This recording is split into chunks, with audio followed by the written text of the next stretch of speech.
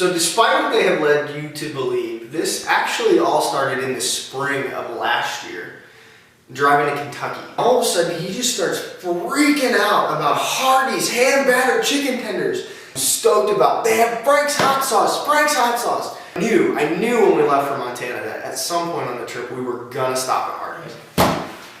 So, sitting shotgun and just having a great drive. Okay, where should we go to eat? What about Subway? What about McDonald's?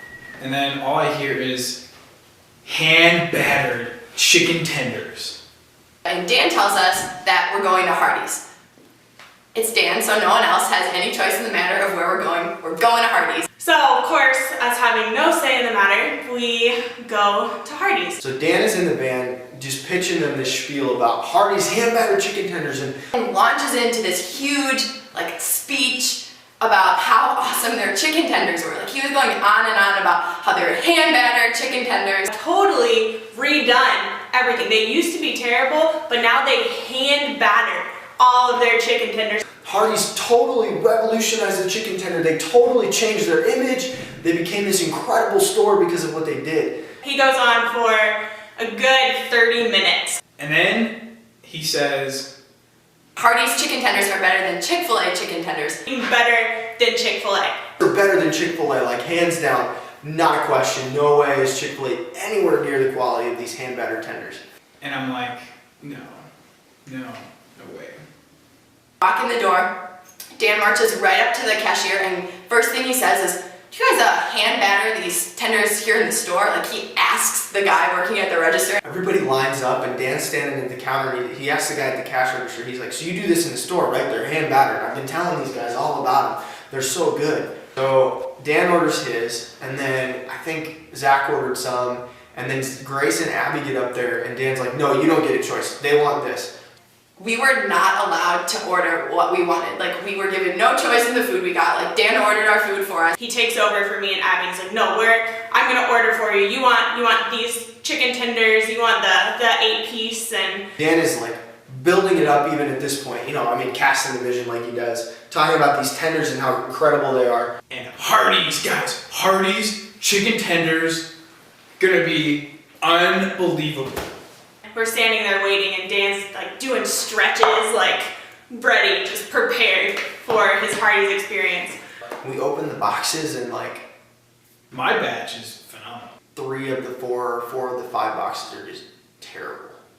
The other 3 batches of chicken tenders are burnt. Dark brown, hard, nasty tenders. They're disgusting. Taste like rubber. Burned. They're really dark brown and crunchy and really hard to chew. Just bad. He bites into it and he's like, what is this? Chicken jerky?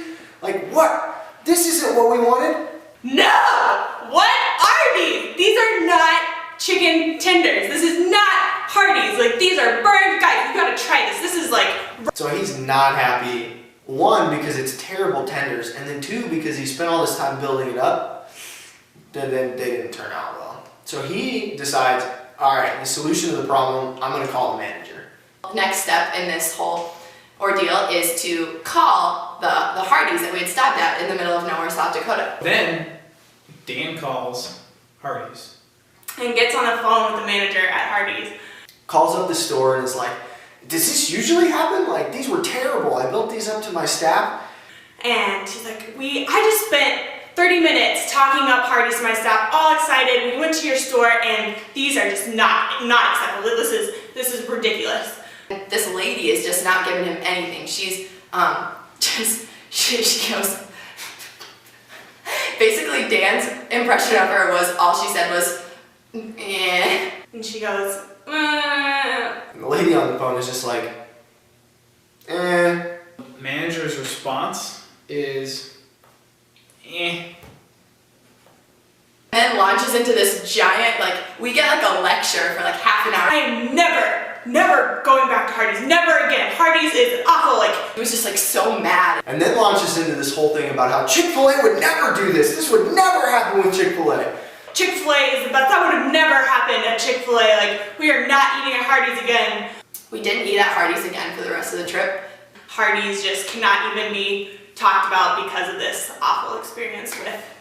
tenders. So we go from Hardee's is so much better than Chick-fil-A now to I'm never going to Hardee's, Chick-fil-A is the best. The question is, am I your Secret Santa? Am I your Secret Santa? Am I your Secret Santa?